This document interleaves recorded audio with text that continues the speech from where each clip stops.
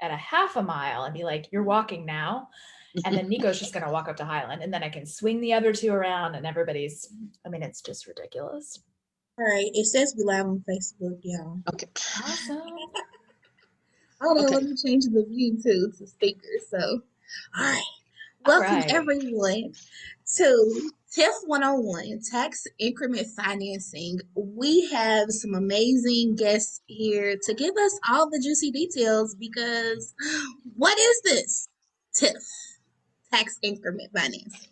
So, of course, our conversation is led by our community outreach specialist, our lead community outreach specialist, Miss Jackie Floyd, with support from myself, Christian Butler, and our executive on loan on our place side, the beautiful Miss Teresa Zawaki. So our guests today are Aaron Jackson, we have Haven Harrington, and we'll also have Ja'Cory Arthur on later calling in to speak with us. So without further ado, I'll turn it over to Miss Jackie. Thank you, Christian. As usual, you have just stole my introduction. Aaron, would you like to tell people on Facebook Live and others what you do with Metro government? Sure. Thank you first to the Russell Place of Promise for the opportunity. My name is Aaron Jackson. I serve as budget director for Louisville Metro government. And also want to thank Teresa for the opportunity for allowing me to be here to share what I know about tax increment financing. Okay. Haven, are you on? Okay, Haven's not with us right now. Councilman Ja'Cory Arthur, he will be joining us in a few. He's doing double duties, parenting duties and councilman's duties at the same time. So he will be joining us a little later. Aaron, there's Haven. Haven, would you like to introduce yourself? Sure. I'd love to introduce myself. My name is Haven Harrington. As my friend Jackie Floyd would say, I'm a not lifelong, but I am a proud Russell resident. I'm actually a third generation Russell resident, following in the footsteps of my grandfather and father. I'm also a second generation business owner here in Russell. I'm one of the owners and director of communication for the Louisville Extreme, which is actually also headquartered in Russell as well. We're at the old Walnut Street Plaza at LCCC. So I am Russell through and through. All right. Thank you for joining us tonight. So we're just going to hop right in. And if you have any comments or questions for those watching through Facebook, could you put them in the chat? And Christian will be monitoring the chat. Thank you, Christian. Aaron, what is a tax increment financing? Could you just break it down for me as simply as possible? Sure.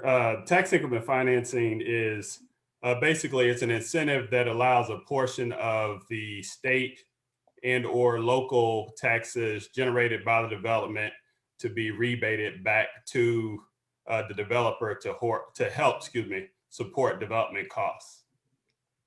Okay. Can you give us an example? Sure. I could. The simplest example would probably be the arena.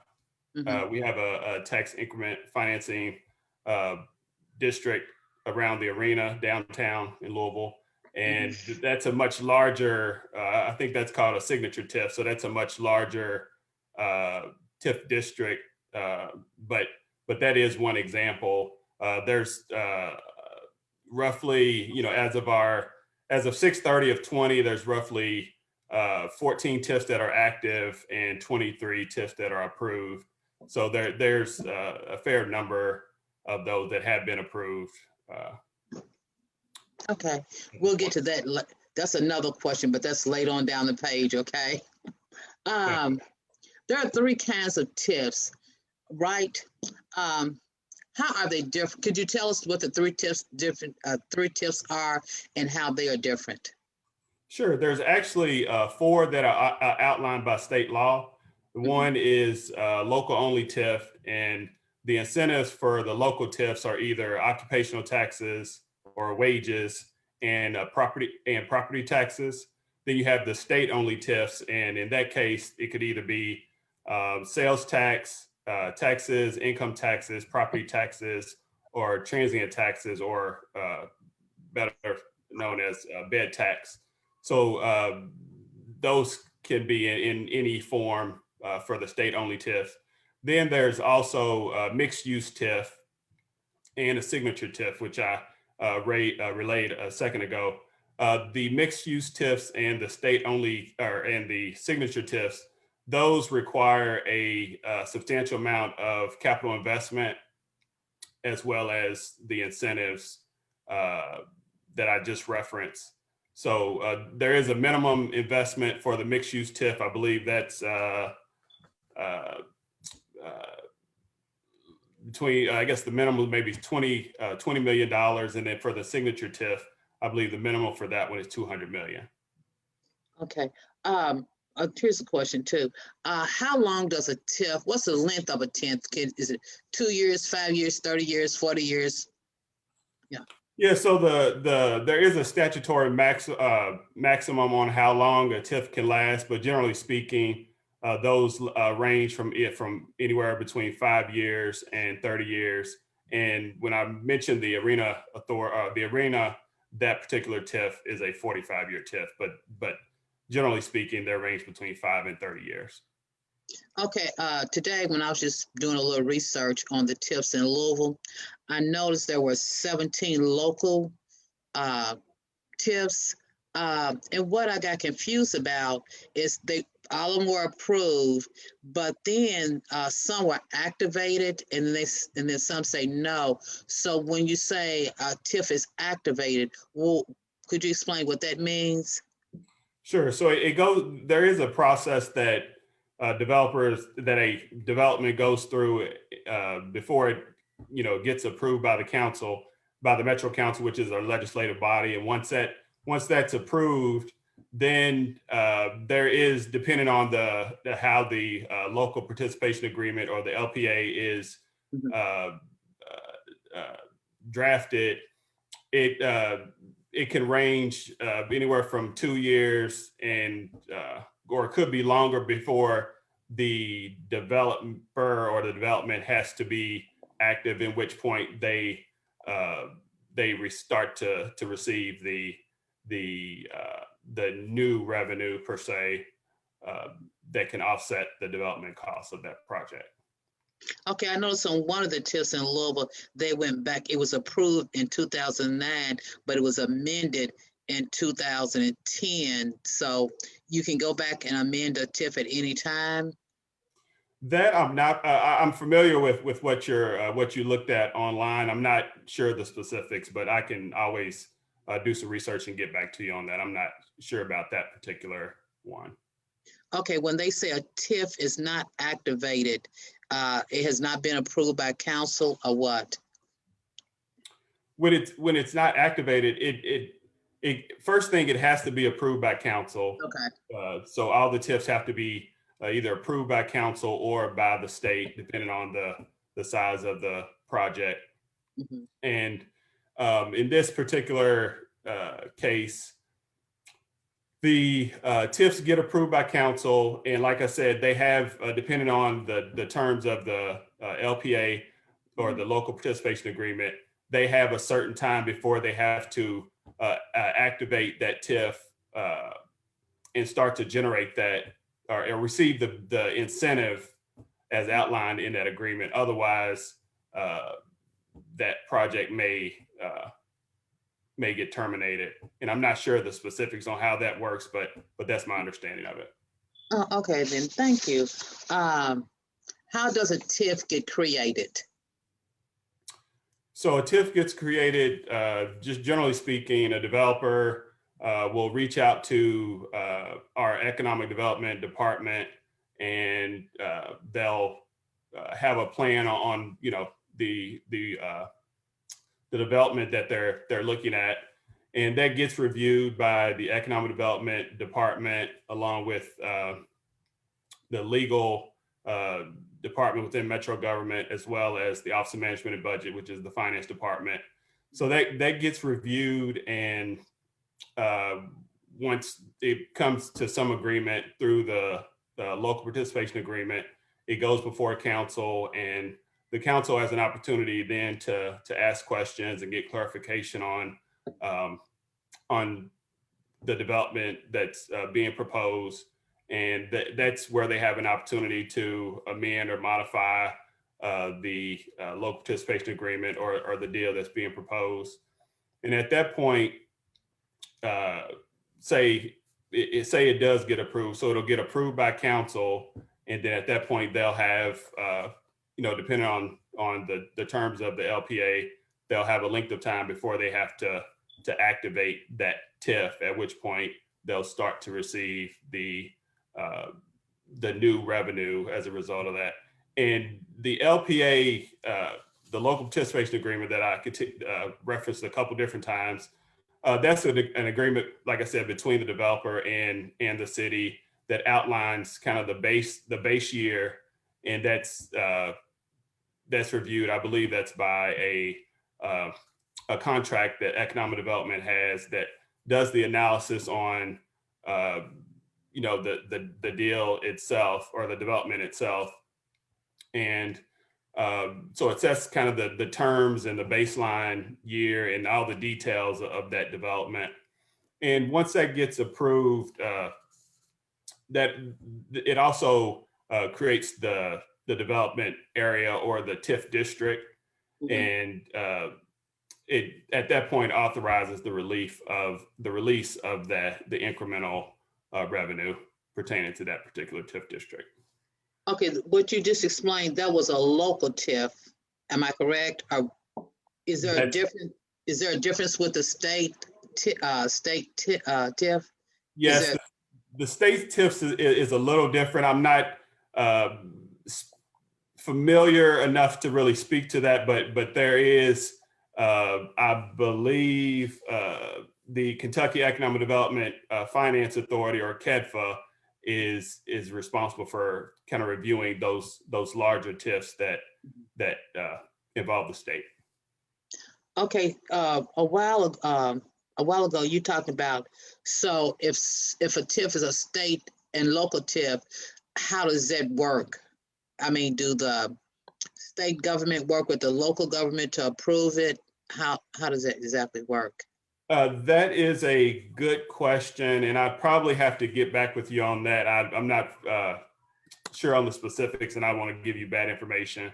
But there, I assume the economic development department will work with their contact at the state level to kind of outline the particulars pertaining to that development.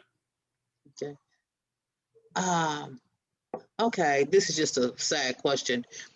Is there a difference in a state TIF and a local TIF? Is it money-wise or what? Could you explain that, the difference?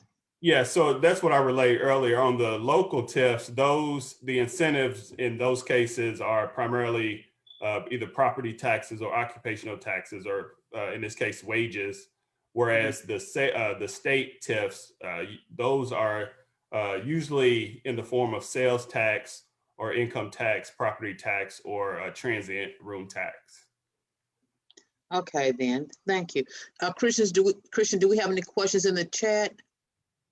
Yes, ma'am. We've got a lot of engagements again. So, Donovan Taylor just wanted to let us know that there is a TIF on 18th and Broadway. And then there's two more questions. So Diane Whitlock would like to know, what is the impact, whether it's positive or negative, for current West End residents? Hey, Ben, you want to take that question? Sure. Yeah, I'll be more than happy to answer that question as best to my ability. Now, full disclosure, I have not read the the proposed bill that's currently making its way through both the House and the Senate in the Kentucky State Legislature. So this is kind of just a general observation and comment based on what I have read and some other discussions that I have been a part of and held recently about the Westover TIF district and the I guess the governing board as well that's going to be put in place to handle the monies from the TIF. So let's first talk about positives. There's two current, like I said, bills going through the House and Senate. And one of those bills would put a moratorium on property taxes for West Louisville homeowners. To understand how the bill is currently constructed. So if you're a property owner, if you own your own home, there should be a moratorium on your property taxes going up until you sell your house. Then once you sell your home, then property taxes can accrue and go up from there. Now, if you transfer your home, like in your family, if you pass your home down to your children or a relative or something of that nature, from my understanding, the moratorium was still stay in place. So that's a positive. Another positive that was mentioned is that this monies that's collected from the TIF could be used for various reasons outside of just developing. So it's rather have like large scale developers coming here and apply for money to build an apartment complex, things of that nature. There has been talks of the monies could be spent for small business development. So if a small business wanted to apply for a loan or something of that nature, they could apply for a loan. Or there could be maybe some money set aside to rehab homes and things of that nature. Those are some of the positives, but all those positives would be pretty much have to go through the authority that's created to, like I said, it handles the money. So they would kind of have discretion on where that money is spent. Now, some of the negatives.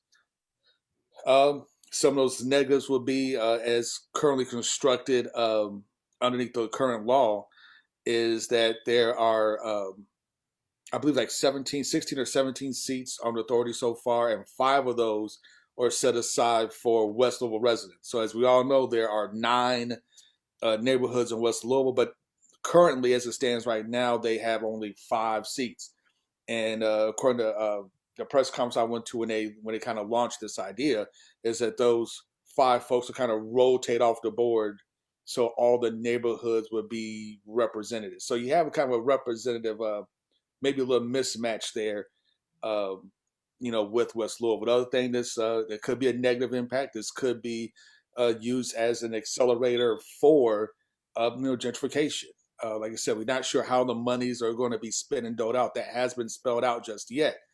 So, it could be that the economic levers that they use to, I guess, to spend the TIF money, the bar could be high where, you have to be a business with certain assets and things of that nature, or it could be just used for large scale developments, which will put a lot of your small developers that don't have that capacity, they wouldn't be able to access the money. But those are things we just don't know at the moment. A lot of stuff is still kind of up in the air. Okay, thank you, Haven, for the explanation. We got a couple more, Miss Jackie, Okay. before you move on. So this next question is a loaded question. So we'll answer this one and then do another round, because as soon as we ask that first question, a lot of more start rolling in. So also wanted to say hi to Allison. She says, hello, friends, Allison Smith. So AP Tucker would like to know, well, first and foremost, if you see me like your comment, that means that your question is in queue. All right. So why do cities use TIFs in lieu of other development finance models? What are the benefits and drawbacks of this model? What is the community input process for a TIF? Who selects the developer? What protections to increase cost of living can residents build into a TIF? So that is really loaded. AP Tucker, thank you so much for that. Ooh, that is. What's the first part of the question? What do cities use TIFs, or why do cities use TIFs in lieu of other development finance models? Aaron, could you take that, please? I will try my best, and like you said, that was a pretty loaded question. So I'll try, but might have to get some additional information on that to get the details. But the TIFs are used as an incentive, like I said, to offset the development costs, and there is a but for requirement that under state law, meaning that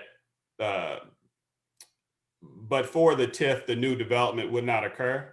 So it's usually kind of the last resort as far as the financing of a particular deal. I'm not exactly sure why TIFs are used versus other funding, but I would have to get some additional details on the specifics of that. I'm not exactly sure, and I can't comment on that. I'll take a stab at that one. Okay. One of the main reasons cities like to use TIFs is you're just not getting your tax money back from the states. That's one of the main reasons. Like, you look at Louisville doesn't collect any. If I'm not mistaken, you can correct me if I'm wrong, but Louisville doesn't collect any sales tax. That all goes to the state and then gets distributed from there. And rather than getting we send $1 to Frankfurt, you're supposed to get $1 back. In Louisville's case, we send $1 to Frankfurt, we may get like 35 cents of that back.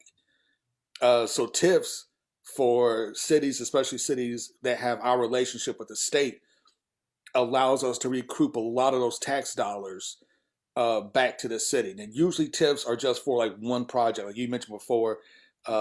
That project being the Yum Center is a prime example. Normally TIFs are just for one project, where it's the hotel, the convention center, the Yum Center, or whatever. This TIF would be something different. This money's going into a board or a fund for development in all of West Louisville in various types of developments and purposes. Okay, Christian, any more questions? Yeah, I'm just gonna finish up this one, and it is a lot of engagement. Donovan Taylor, I don't know who you are, but you know a lot about TIF, and we probably should have had you on this panel because he's answering the questions for us Yes, in the Donovan. comments. I'm loving it. Yeah, Donovan's worked on TIFs in Chicago. Okay, cool. He's cool. very familiar with how TIFs work. Cool. Yes, Okay. so I enjoy him being in the comments answering. So the rest of this question, and then we'll pause Miss Jackie and do another round. Okay. Is first of all,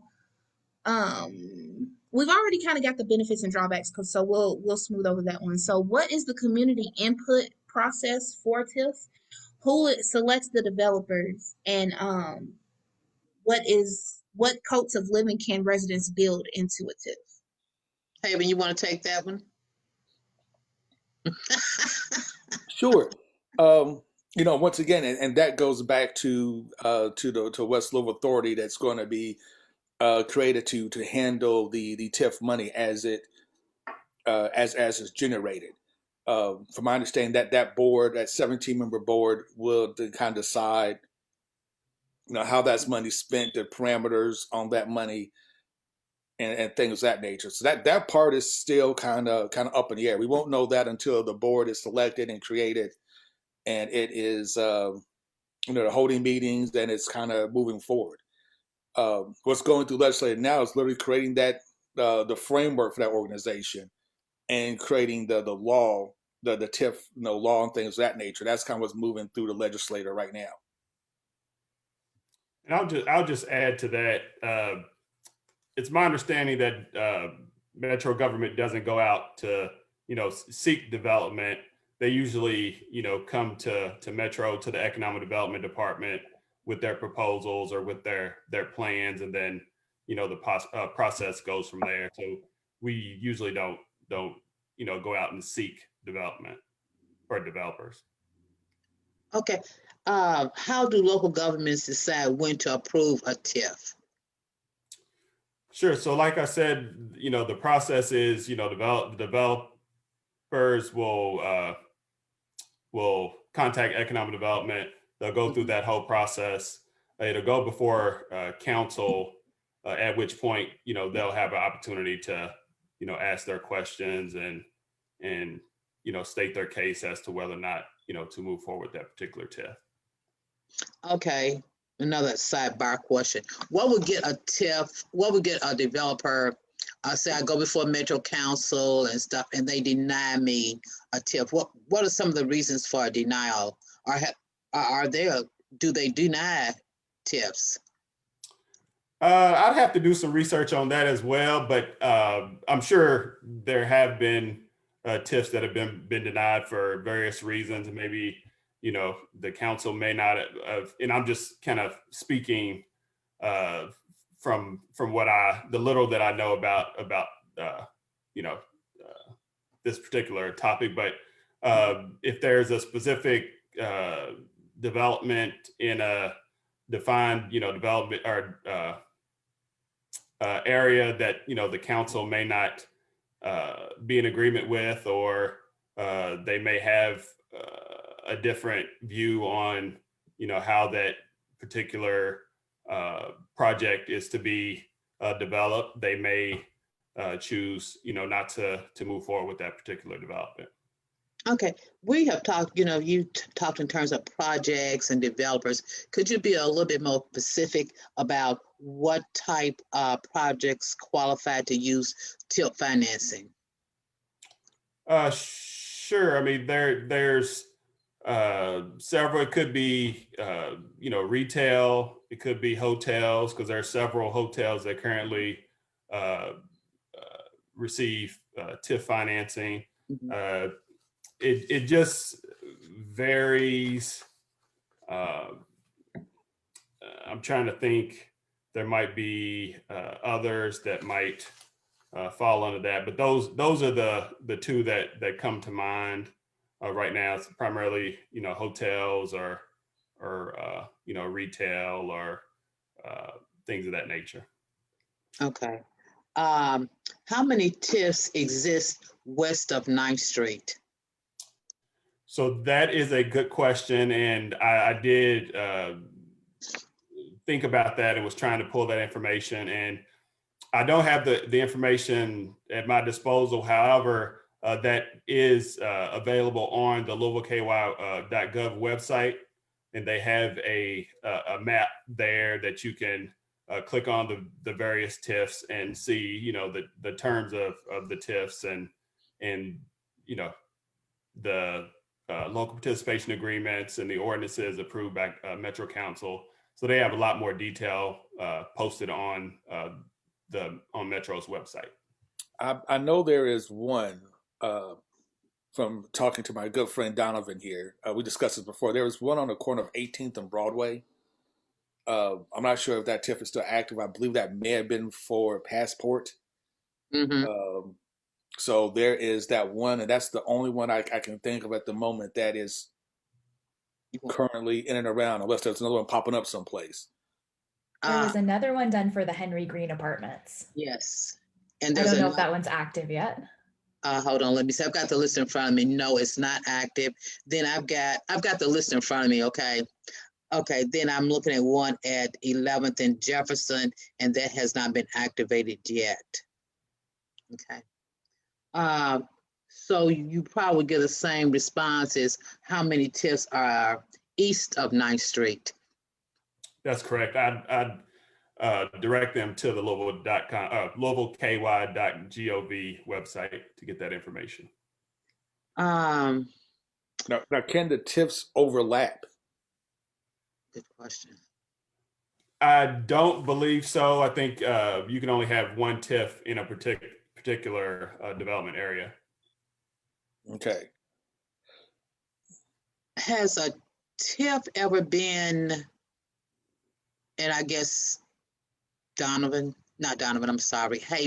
or Ern, I guess what I want to know, have we ever had a TIF this large before? The whole West End versus the Appliance Park or the Henry Green or 18th and Broadway? Would you know the answer to that, Haven? Well, could you go one more time? Okay, I guess what I'm concerned with, from my readings that I've been doing the research on, I haven't seen where a TIF covers a whole community, the 9 neighborhoods. What I've seen, TIFs covers like 18th and Broadway, 5th and Broadway, 11th and Broadway, Phoenix Hill, 1st and Main. Those little just smaller areas. Yeah, so this is something that I haven't seen too much of either. Even if you look at other cities, I know Chicago, I think had a large one. But for Louisville, no, this would be the biggest TIF, like by far. Okay. probably in the state of easily probably the state of Kentucky. Like by far the easiest and largest TIF that incorporates a large area. Because like once again, most TIFs are designed to fund like one particular project. This one is, from my understanding, designed to fund a multitude of projects, whether that is, like I said, if somebody wanted to build apartments or wanted to build brand new office building to rehabbing homes to small businesses getting loans, things of that nature. It's designed to do a lot. So, but this is for the state. This would be pretty. This would be pretty unusual. Okay. Um, what what can money from a TIF be used to pay for in a project? Sure. So, generally speaking, the funds would be used for development costs, whether that's acquiring property or developing land or things of that nature. But it's primarily, or generally speaking, not used for operating costs or operating expenses associated with that project. Okay. Who receives the money from a TIF? Those funds will usually go to the developer who receives the money from that TIF after the performance has been verified by the Kentucky Department of Revenue and the Cabinet for Economic Development. Christian, do we have any questions in the chat? I have so many questions and comments in the chat, Miss Jackie. So I'm like, you tell me how you want to divide them up because they just keep rolling in, which I think is awesome. Okay, I'll do two at a time. So the next one after the question that we had at first, let me scroll back up here, making sure I'm giving everyone a chance to get their voices heard. So Mimi Wilson, hey Mimi, she's one of our big supporters.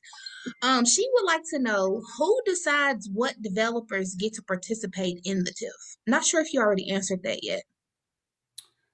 I believe I at least commented on it.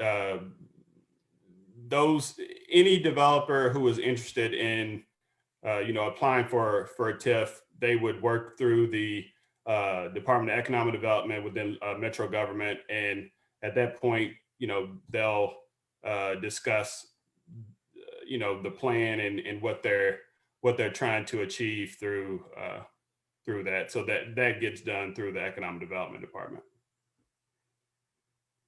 Awesome, thank you. And then this next question is from Danita Wright.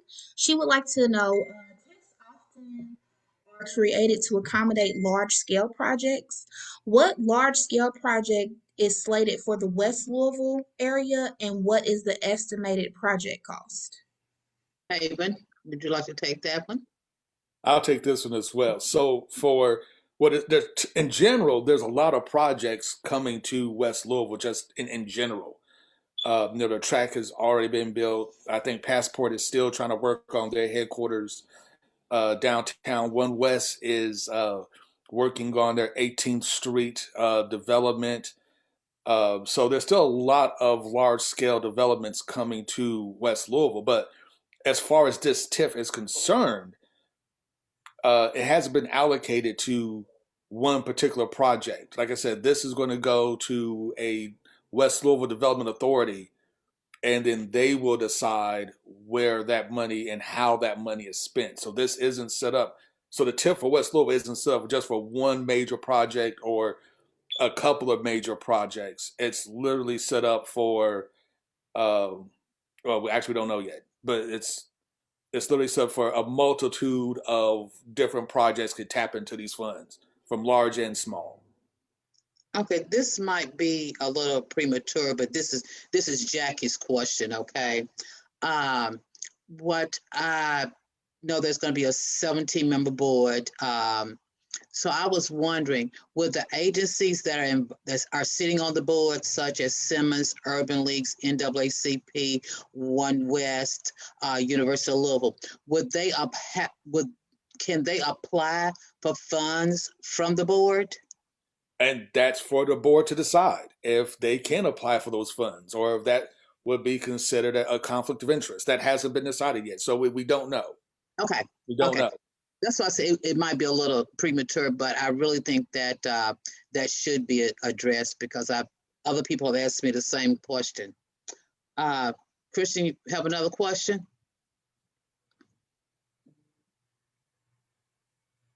Sorry, forgot I was muted. So then the next question is, sorry, having to scroll back up here, make sure I'm staying in order. Hey,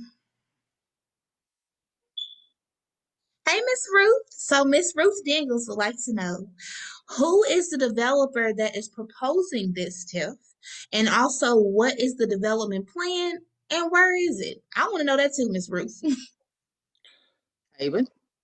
All right. Well, as far as I know, this isn't one developer that's proposing this plan. This is actually a bill that is authored by Stivers, McGarvey, Senators Neal, and others, and working with other organizations in West Louisville to kind of came with the idea of the TIF. And they kind of put the law together and it's making its way through the Senate. So it wasn't one developer or wasn't one organization, but it was a conglomerate of folks kind of working on this behind the scenes. Want to take one more, Miss Jackie? Let's take one more. Okay. Mimi Wilson would like to know again, do investors from outside the communities get to benefit from the TIF? Yes, if they, I'm pretty sure if they can apply and get approved, then yeah, they can. Now, from talking to folks like Senator McGarvey and some other folks that have kind of set this up, you know, one of the things they emphasized was this board, even though it's not written into law, into the current law, but they're trying to purposely trying to make it so the board is majority. It's majority Black ran. There were 51% of the board would be the Black ran. That's why you have, I believe, an HBCU or educational facility is on a board. You have like the Urban League, NAACP, One West, and those other organizations report board members. I believe the governors appoint somebody, the mayor appoints somebody. I think Metro Council may get appoint somebody to the board, and then there's 5 seats for the neighborhoods. Now, we had an informational session last Friday with Senator McGarvey, and he's talking about that they may introduce an amendment to take that five neighborhood representations seats on the board to 9. So they're possibly looking at making that amendment because of all the feedback they've gotten from folks saying, if we're going to create a TIF district for West Louisville, it would be kind of cool if like all West Louisville was, kind of on the board there to oversee like the funds or to help have input on those funds. So that's kind of what we know right now. Like I said, a lot of questions we're getting in are awesome questions about the TIF. Like, will the TIF be a good idea? Is it not a good idea? Is this going to accelerate gentrification or not? Those are all great questions, and the devil's in the details. And until that board is formed and the representatives are appointed, and some of those details are then kind of worked out, we're not too sure. But right now, one of the potential positives is that it doesn't have to be a large scale development that could tap these funds. It could be somebody want to open up a Broadway roller rink, may want to come back, and they may need a couple of hundreds of $1,000s, because a lot of times this isn't really brought up in certain economic development circles, things of that nature. I know, which we're trying to do a better job here in the city, but like when you go to apply for a small business loan, a lot of times like, well, hey, great, we love the idea, got a great business plan, all the numbers look good, we need some collateral. And the first thing the bank's going to go to is to your house. You need some collateral. Hey, why don't you put your house up? And we can go. The problem is, if you're like me, who currently lives in Russell, lives in a Black neighborhood, your house ain't worth nothing. It's a nice house, but your house isn't worth anything. So, they'll look at you as like, well, okay, you live on like 17th and Jefferson. That's a great 3-story brick house. It's awesome. The PVA says your house is worth like $50,000. So the equity in your house is probably like nothing. So yeah, what else do you have that we can get a collateral? Because your house is enough. Well, if you just take that same house and put that house in Smoketown, that's a $300,000 house. Or Shelby Park, it's a $400,000 house. And now you have collateral. Now you can get that loan to start your business. So one of the things I've been told is that this TIF will help alleviate some of that. That there'll be mechanisms in place where folks that have great business plans and great ideas can kind of tap into these funds for maybe a lot of small scale projects and not just large scale projects. I'm sure some large scale projects will be funded because there's a ton of things going on in Portland and Russell and California and everything else. But from my understanding is a lot of these funds could be tapped by average people and not just large developers. I know they're going to seed the fund. The idea is to seed the fund with $30 million, with money coming from the city, the state, and then they have to go out and kind of raise money on top of that to get that match before they can start collecting those tax dollars. From what I've been told from our meeting on Friday when we asked, they don't know what even the projected income from the TIF would be. So that's another thing. We don't know how much money this could possibly generate in 30 years, which is the life of this TIF. We know it's going to start with start with $30 million. But after that, we don't know what's the income projections, how much you expect to get in tax revenue, from this. West Louisville is a cash heavy society. Not a lot of credit cards. Sometimes it's kind of hard to track how money moves, in West Louisville. Now you do have large businesses with a lot of payroll you can tax, such as Brown Foreman, right there on 18th and Broadway. So there's a lot of questions, a lot up in the air. And you just have to stay diligent. You have to watch. When you have meetings, you have to go to meetings and let your voices be heard. Let them know what you think and don't think, how you want to see money spent. Because at the end of the day, this is being claimed that this is for West Louisville. It's going to be majority black folks on the board to oversee the money, to make sure the money is spent in West Louisville. So when you have meetings, I'm assuming the meetings will be open to the public once the board is formed. So I suggest that the public go out and keep a watchful eye to make sure that the money is spent where you deem or we think the money should be spent, how it should be spent. Okay, I'm gonna make a statement, then I'm gonna ask a question.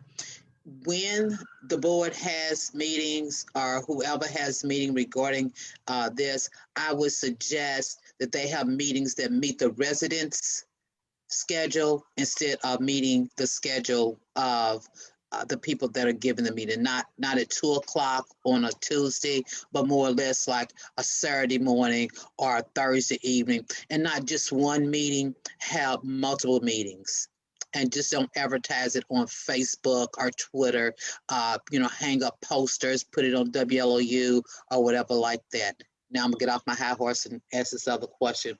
Okay, I noticed that the word gentrification has been thrown around quite a bit. So I just want to know, how have they been successful? How has a TIF been successful in curbing gentrification from a community, in a community?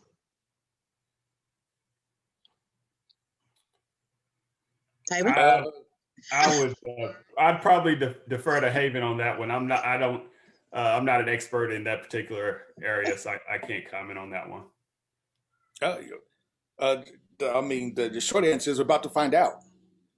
No, literally, we're about to find out if it's going to accelerate gentrification, or is it something that we could use to build up, what's in the black community. I know on the very positive end, my hope and dream is that a lot of your mom and pop style businesses could use this to help them build capacity to be solvent. A lot of times, you look at West Louisville, we had okay. A lot of times in this city, we like to you're always restarting over again. Like in the 50s and the 60s, we had the whole old Walnut Street. We all heard the stories about, urban renewal completely tore down the black neighborhoods. Tore down the black business district as and tore down the connecting neighborhoods that connected Black Louisville to downtown in order to separate downtown from Black Louisville, both on the east and the west. We focused a lot on the west with the tearing down of Old Walnut Street and things of that nature for urban renewal.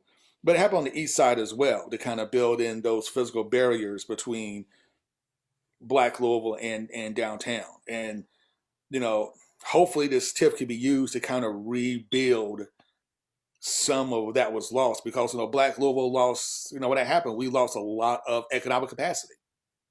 A lot of those businesses just never came back. And, you just don't have those same thoroughfares of business, in West Louisville that we once had. So, hopefully it could be used in that scale to kind of build that capacity up, especially amongst the Black mercantile class. But if not, then yeah, it will lead to more gentrification. Okay. That's what I was, concerned about, because the word gentrification, basically it's been said that it will stop gentrification. So at this point in time, are you saying it's unclear whether this TIF would stop the gentrification? Oh, it is very unclear. It could stop it, or it could accelerate it. We won't know until the board is formed and the money starts going out. Then we'll know. But right now we don't know if it's going to start it or if it's going to accelerate it. Because right now the home ownership in West Louisville is hovering around 25%.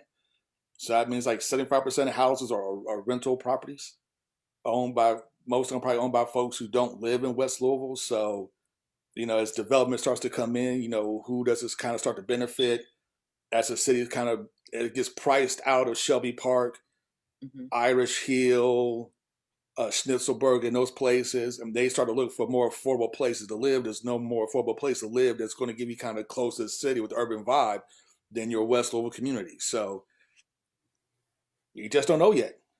So you have to be vigilant. And you raised a good point. I heard the other night that the whole West End, the 9 neighborhoods, the housing, owner-occupied housing is like around 40%. So since that leaves 60% plus for renters, do you know what protections will be in place for renters? I know that homeowners, their property tax will be frozen for 30 years. So do you have any idea what protection will be in place for the renters so they won't get placed out, since we're unclear if this will stop gentrification or not? We don't know yet. This is a point that Councilman Arthur raised. I know that at a couple of meetings ago about, what happens with, renters, what's the protections that their rent won't skyrocket and their rent won't shoot through the roof.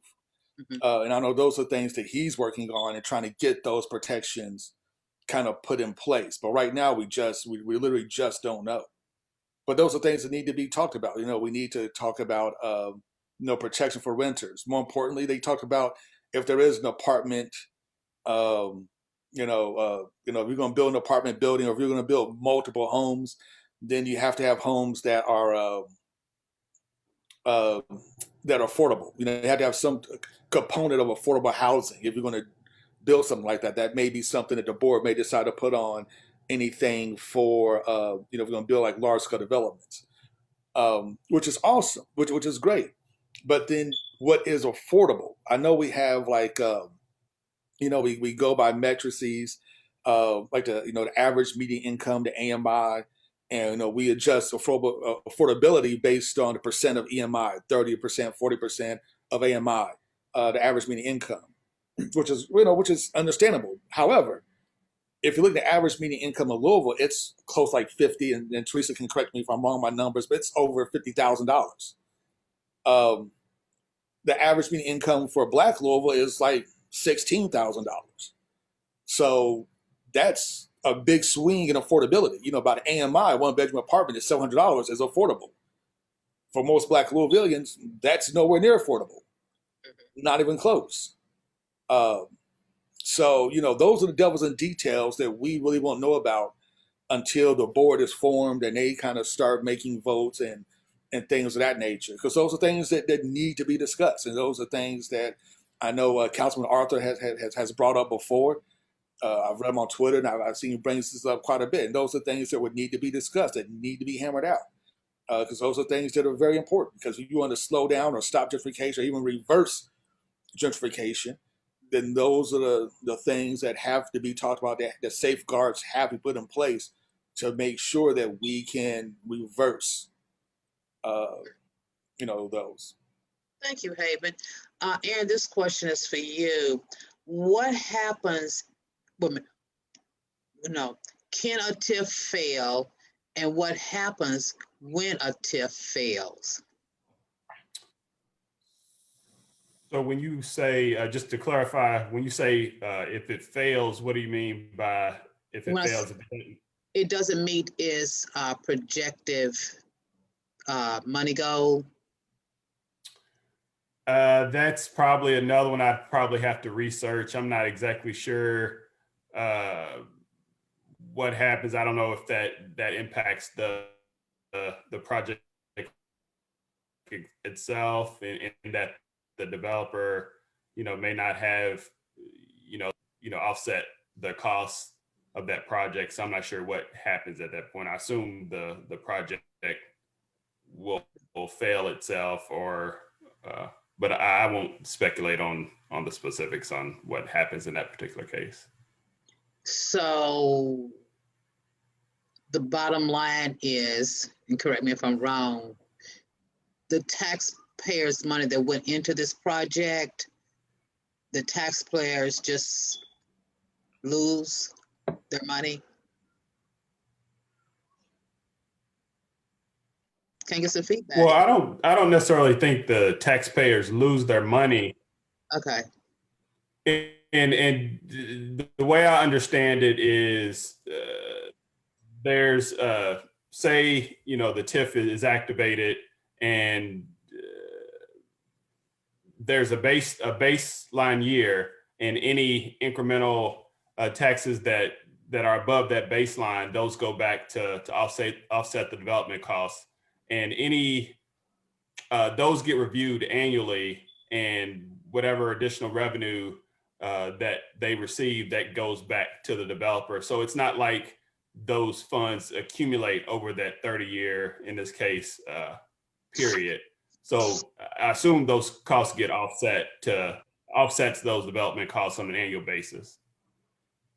Okay. So I wouldn't necessarily say that they lose, it just offsets those development costs. Okay. So about the TIF failing.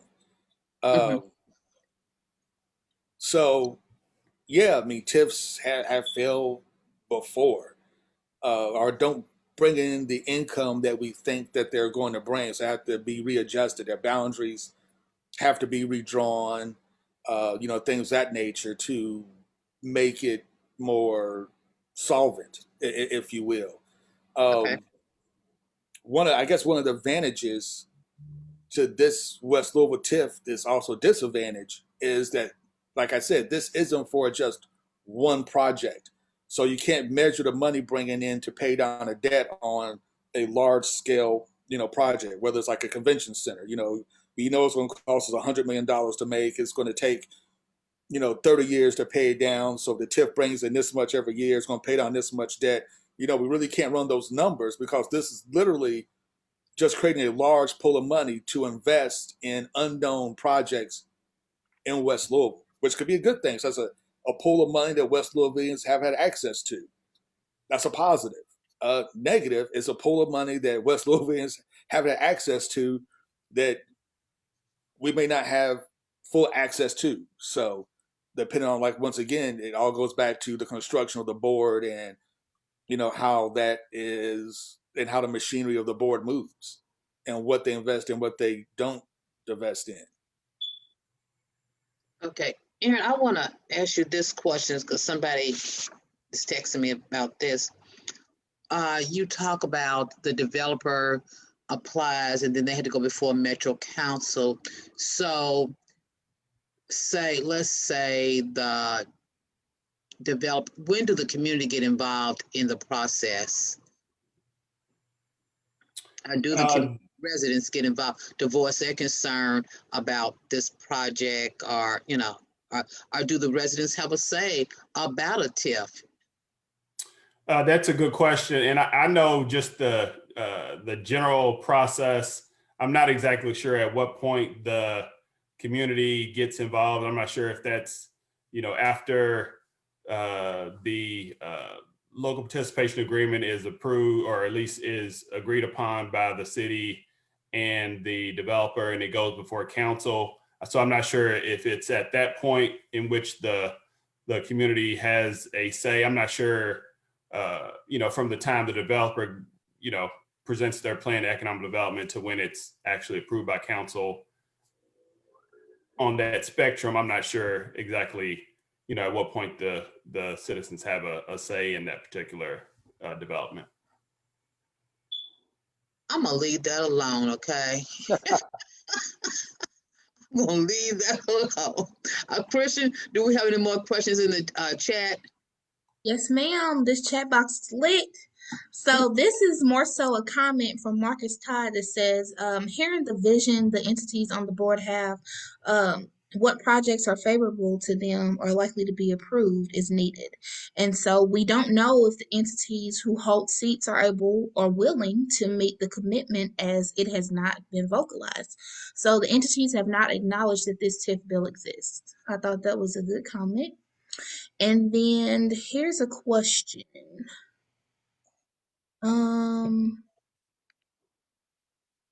Sorry, I got jumbled because I had to go out of the lab and come back in.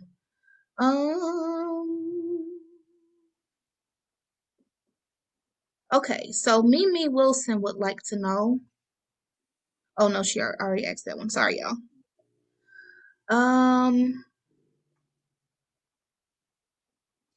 Harrison Kirby would like to know, are there any examples of TIFs being applied to an entire area like this in other cities? This seems really different than other local TIFs, so I'm curious if there's an example of how they impacted neighborhoods. You know of any, Aaron? I'm not aware of any. I'm sure they exist, but I don't know the details in other cities. Okay. Well, I just want to say live for anyone who may not have seen the response to this comment, our brother Donovan Taylor has said yes, Chicago, East St. Louis, and Portland, Oregon can be example cities. But it doesn't go into detail, it just lists those cities. Okay. And then, you want to take another question, Miss Jackie? Yes. Okay.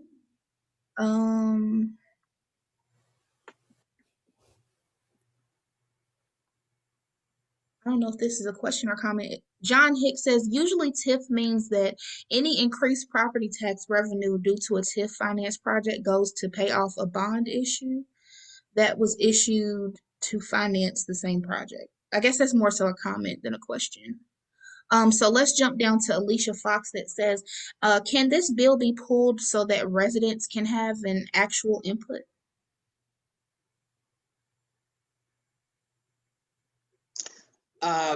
From what, and Haven and I were in the same meeting on Friday, and according to the senator, he said that if the bill is pulled, that they would have to wait till next year to run it through. And I think next year is a short term, but that's unless you have more additional information, Haven, about it. No, that's what Senator McGarvey said. If they pulled it now, most likely they wouldn't be able to reintroduce it. It wouldn't be heard until next session. Now, as you stated, next session is a short session, so most likely would not be brought up there. So then you're looking to the following year to once again bring this piece of legislation back up. Well, I have a question. Okay, they're texting me on my telephone as well. Okay, so, okay, here's a question.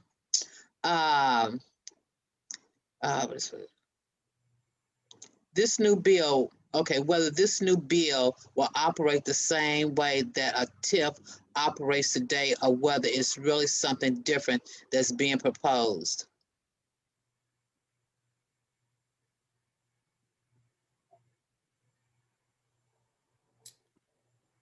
I don't know if that's for me or for Haven, but I don't know the specifics of the bill. I mean, I know the general nature of it, but I can't comment on how it's different than any other TIFs that have been approved. You want to say something, Haven? I'll take a stab at it. To me, it sounds like the question is if this is going to be one of those bait and switch type things where it's sold as one thing and then it turns out being something completely different. Like I said before, once again, it all comes down to the governing body once the monies are collected, and what that West Louisville Developmental Authority does with those monies. So it is incumbent upon us to stay active and stay vigilant with that governing body to see where that money is spent and how it's spent, because that's where the rubber is going to meet the road. I mean, the law in itself is literally just kind of giving you a framework of how the taxes are to be collected and where that tax money is to go, and then how that organization is supposed to be seated. So the main the main crux, I guess, of what we're talking about is actually going to happen within that board once they get seated with their with the money and the tax monies start coming in. Then it comes down to what the board decides. That's why I have to to stay vigilant, burn the phone lines up, show up to the meetings, like Miss Jackie said earlier. Send a bunch of emails and phone calls and make sure the meetings are at hours that everybody can attend, or the vast majority of the community can attend, so your voice can be heard on where you think money should be spent or how money should be spent. Teresa, you have any questions? My question maybe is about process for this bill. So Haven, I guess I'm looking to you to see if you can answer it. But my understanding is that when we have a bill proposed in Kentucky that affects the budget, that it has to have an economic impact analysis done so that we can understand, like, what's the real impact here? How much money are we really talking about? And is it really realistic to collect as much as we think? Will it work? Do you know where that process stands? We asked that question Friday. Well, that's a different question. The question I asked was there any projections on how much revenue the TIF should generate? And from I was told, they don't know. Gotcha. So they may still be working on that part of it. Yes. And then I guess my other question is, do we know when it will be done? Because there aren't terribly many days left in the session where the bill could even be considered. No. So I don't know that either. I do know that they want to hurry up and get it kind of through, and then hurry up and get that seed funding in so they can start collecting revenue this year. Okay. But I guess we won't really know without that analysis what that would even look Correct. like. Yeah, because right now we don't know how much they're going to take in. I know it's going to seed it with $30 million, but outside of that, I don't know what the projected tax revenues are. I'm not sure how that's going to impact things like JCPS, because JCPS is funded by our property taxes, and you're going to put a moratorium on property owners in West Louisville. So how does that affect JCPS and how much money they may or may not be able to take in? We don't know. That was my next question. How would this affect JCPS? Okay, now my understanding is it's $30 million. Okay, it's broken down into two parts. 20 million comes from the investors, private donors, and metro government. Correct? Okay, and then with another 10 million coming from the state Alpha, they have received the pledge of $20,000 from the donors and metro government. So when would all that happen? Will it happen before, after the board has formed and they've made rules and regulations, or when? Could you explain the process if you know about it, Haven? That part I do not know. Okay. Yeah, I would refer to you to somebody on the planning commission. Okay. One of those guys that's actually kind of working on the law. You contact Senator Neal, contact Senator McGarvey. Um, those guys can be pretty knowledgeable about what's in the bill and how it's going to work. They could probably best to guide you. Things of that nature. Okay. Thank you. Christian, we have any more questions in the chat? Yes, ma'am. Alicia Fox asked a good question. What protections are there for homeowners at the end of a 30-year TIF? Again, this is one of those questions I don't have the answer to. I'd have to, do some research and inquire about that, but I'm not exactly sure on the answer to that. I apologize. Is there another question, Christian? And once again, that's one of those devils in the details. It's one of those things that you would um, probably have to ask once again Senator Neal and McGarvey about. I know there's two separate bills going through the House. One deals with the TIF. Actually, one deals with the tax moratorium. So those are two separate bills. So you got kind of have to ask and see what happens on that tax moratorium. Like, what's the time frame? Time limit? Is there a time limit? I believe it's for. I think you have to be a homeowner in Russell before a certain year, and then it just lasts. But don't quote me on that because I haven't read the bill all the way through yet. Mhm. But yeah, ask your state representatives about that one. They should be able to answer that question. Okay. Well, Christian, you have any more questions in the chat? Yes, ma'am. So Alicia Fox would also know what protections, if any. Oh, no, no, no. I already asked that. Sorry. Danita Wright would like to know. And Danita, I don't know if you live in Russell, but if so, you need to contact us because she has been lit in these comments. Um, You know, she said, she's with Coalition of West Louisville Neighborhoods. And Danita, forgive me if I'm wrong or not, but that's the one we meet every Wednesday night. Okay. yes, honey, listen. She has been asking all the juicy questions in the comments. But she wants to know, do development proposals not always get the green light from municipalities?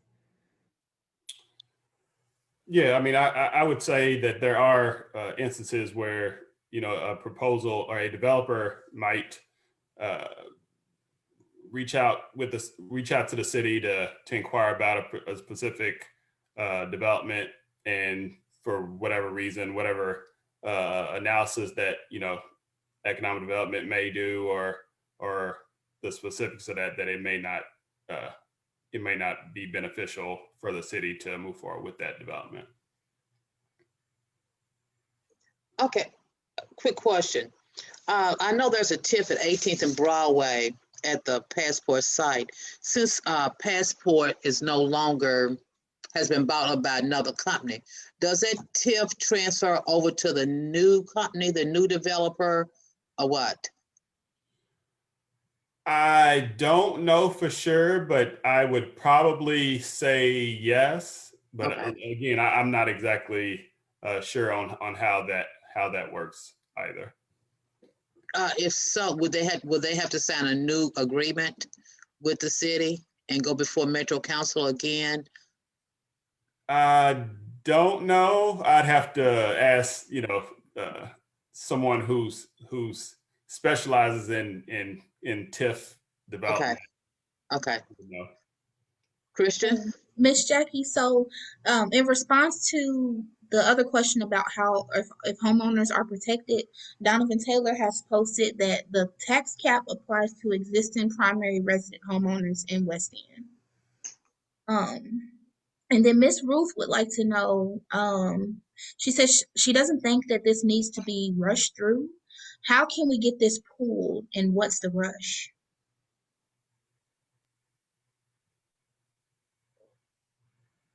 Donovan? You mean Haven? I'm sorry, Donovan. We should listen. Next time, Donovan, we're gonna have you on the panel too. Haven, So, I'm sorry. no, you're good. You're good. Can you read the question one more time? Yes, sir. She says, um, how can she doesn't think that this needs to be rushed through. I agree. How can we get this pulled, and then what is the rush? So the rush that's a good question.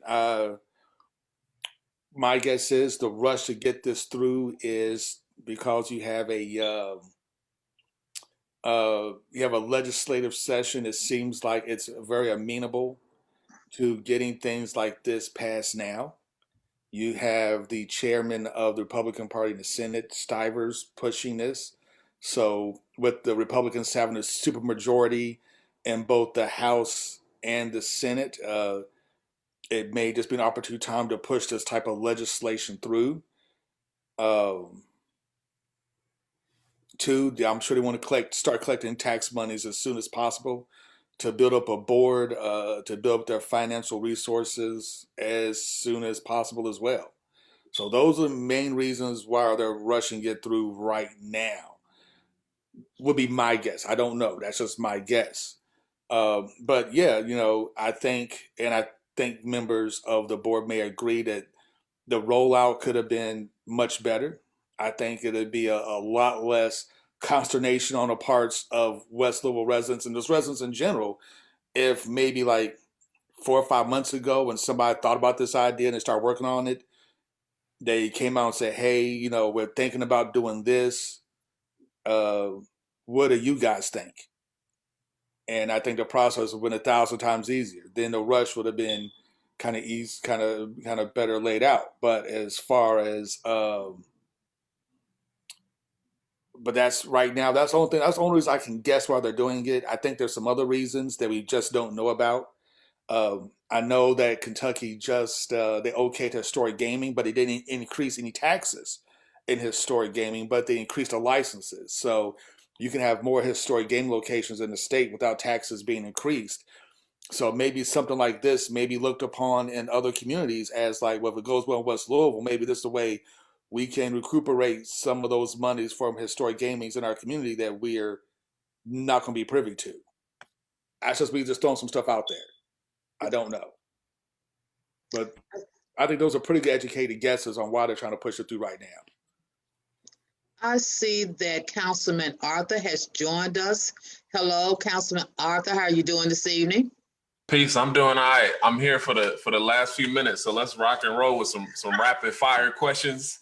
And whatever I can't answer, I'm gonna write it down and I'll ask Metro Government. As you all know, I've been here a couple months, so I'm learning what TIFs are as we go. Okay. We do have a question, Miss Jackie, in the comments that specifies Metro Council. So, Alicia Fox would like to know, will this reduce the amount of funds West and Metro Council members can give to organizations? It could. And what you got to realize about TIFs, and shout out to the brothers who've been talking about it. They're real politically correct. I ain't got time for that. So what you have to realize about this TIF is that usually Metro Council members are approving these. So now that the entire West End is a TIF, you don't have to go to me anymore and say, we want this money to finish this project. You don't have to go to David James and say, we want money to finish a project. Donna Purvis, whoever. You don't have to get permission from them anymore. The West End is automatically a TIF at this point. So it could potentially take away some of those funds because what we're looking at, we're talking about this 30 million in seed money. We're talking about giving this extra financial help up front, taking money from the future, potential money from the future to give them what they need to finish a project. And what that means is, your capital infrastructure funds, which all council people get, your neighborhood development funds, you might say, we don't need to give you this anymore because you just got that TIF. I think to a certain extent, this TIF is being pitched to us as some form of reparations, and it is not. And we cannot let it be a confusing factor that it is. Christian, you have any more questions in the chat? Yes, ma'am. Danita Wright is on fire. She said it states that taxes are raised during a TIF period while homeowners' property taxes are frozen. So, where and who is paying those monies from the newly raised taxes, and how high will they raise? Right. On the front end, the people who established that TIF, that estimation, I think someone was talking about analyzing the economic impact. That's where the money comes from. So if you're paying $100,000 in property taxes now, and if you create a project and you think it'll eventually be 400,000, the increment is a $300,000 increase. So you can get that money, use it now, and that's why you don't have to pay it over the course of however many years. You use that money right now. You're borrowing money from the future that you think you're going to make or that you think you're going to generate to finish a project today, tomorrow, anytime in the near future. So as far as who's paying it, we're paying it. Okay, but what if I think it was one tip, the projected figure was $20,000, $20 million, but they only got $6 million. So what happens to that? Do we give them more money? They redo the TIF? What happens when they don't reach their projected goal? You got to change that deal up. And I put this in the chat earlier, but that means the money that we gave them to finish the project, that was the money we thought we would make. And if you didn't make that money, then somebody's left holding the bag. In this case, it would be the residents in the west end of Louisville. Okay. Go on, Christian. Sorry, Miss Jackie. So Alicia wants to know, does Metro Council have any oversight over this unelected board? So Metro Council gets a representative on the board. And then, of course, some of the funding, that $30 million, is supposed to come from Metro government. But what's interesting about the way this all unfolded, we've heard that this has been worked on for 8-9 months. I didn't find out about it until the Friday before it was filed. So, 4 or 5 days before it was filed. So what that means is you have people working on something that was supposed to put money into the West End, economic development into the West End, take money from your Metro government that they didn't even communicate with your Metro government. And that's problematic. I think to a certain extent, if you ask for people for input at the last minute, you never really wanted their input in the first place.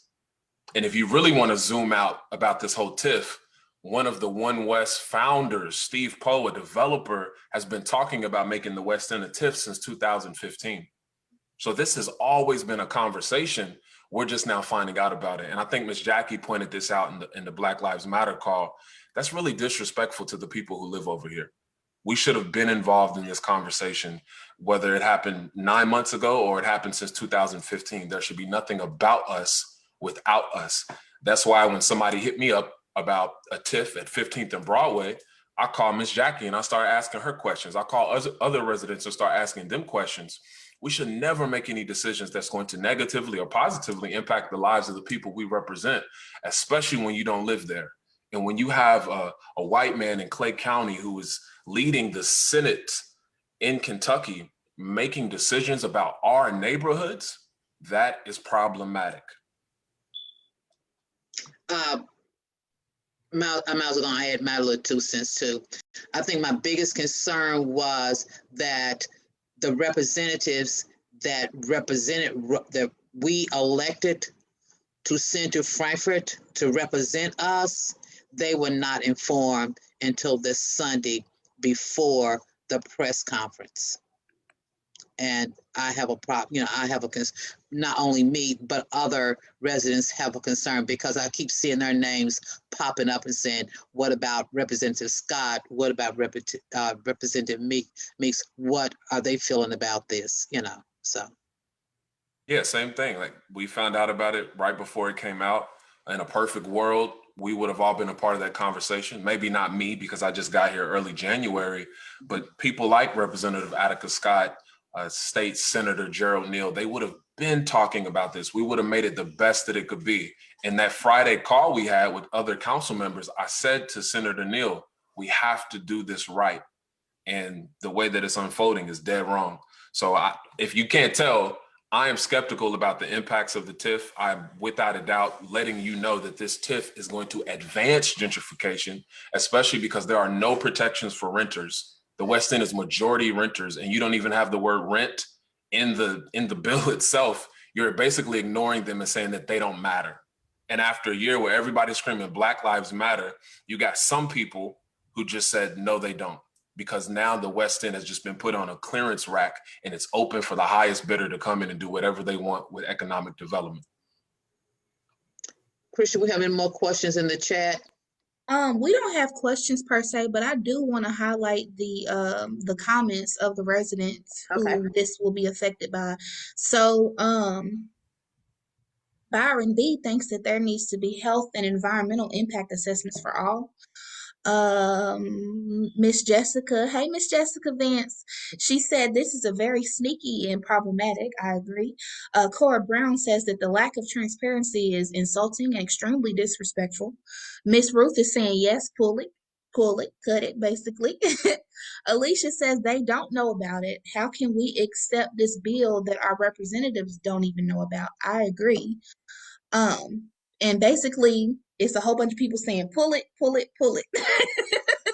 in the comments. I can't say that I disagree. Thank you guys so much. Okay, we have exactly 3 minutes left. So, Aaron, is there anything you want to say as we wrap up regarding TIFs? I'd just like to say thank you to each of you for inviting me and allowing me to be a part of the conversation. Thank you. Thank you. Haven, you have anything to say as we wrap up? Yeah. Stay vigilant. Pay attention. Call. Ask questions. Get on your reps. Call One West. Call people who are behind this and say what's going on. Demand more meetings and demand that people come out and answer questions. Stay on it. Keep the light on it. Stay on it. Thank you, Haven. Councilman Arthur, you have any last parting words? I got a little poem I'm gonna share. It's just 2 lines. We need tenant rights, not something that increases the tenant plight. We need rent control, not something that makes rent go out of control. I like that. Could you send it to me? I'll send it to you. That's you or is somebody else? I just made that up just now Okay, about the we'll come TIF. through. Naps. Teresa, you have any final parting words? No, I would just like to thank you all for being so flexible. We had tons of questions from the public, and I thought y'all did a great job answering them. And I just really appreciate everyone sharing your expertise and your perspective tonight. This is a lot for folks to learn about. It's a lot for folks to take in and process. And I really appreciate all of you helping to keep that conversation moving along. It's really important. Again, I want to say thank you to all of you all, but most importantly, I want to say thank you to my neighbors and the residents of the West End who put questions in the chat. Please call your state representatives, call your Metro Council people, call One West, call anybody that's connected to this and voice your concerns or your support. This is our community and we should have a say and a voice in our community.